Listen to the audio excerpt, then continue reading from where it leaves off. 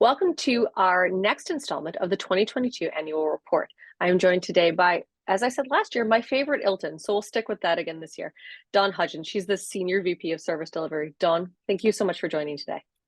Thank you very much. It's been a really interesting year for not only our organization, but very specifically our events department. And you cover a lot within service delivery, but today we're here to talk very specifically about the events department.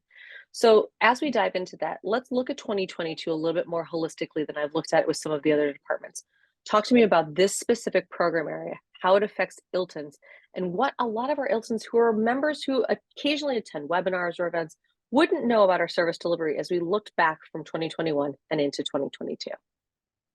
Obviously, there are a lot of things that I could probably dive down to detail-wise, but from an overall perspective, I would say coming off of a very successful hybrid 2021, we had to look very carefully from a fiscal perspective as we headed into our 2022 conference schedule.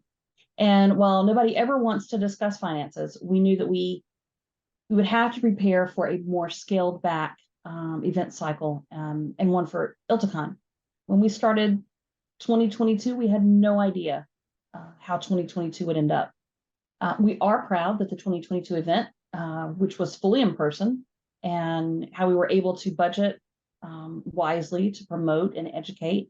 And we learned a lot along the way, which I think is going to lead into your next question. And I think you were going to ask me why 2022 a building block for ILTA's future.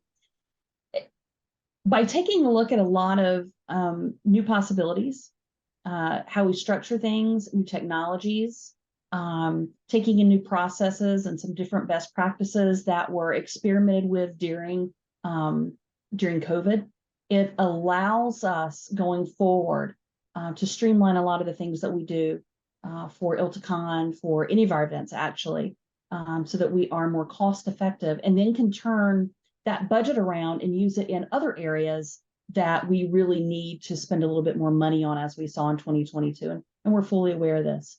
But we're very confident as we're going into 2023 that our events are going to be phenomenal. Things seem to be turning around and looking great. And these new practices that we have put into place are really going to create better successful opportunities for us.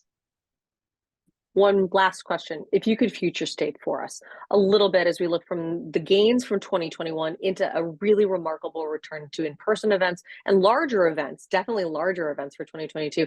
How do you think that will impact 2023? Do you think that we're looking at a record-breaking year?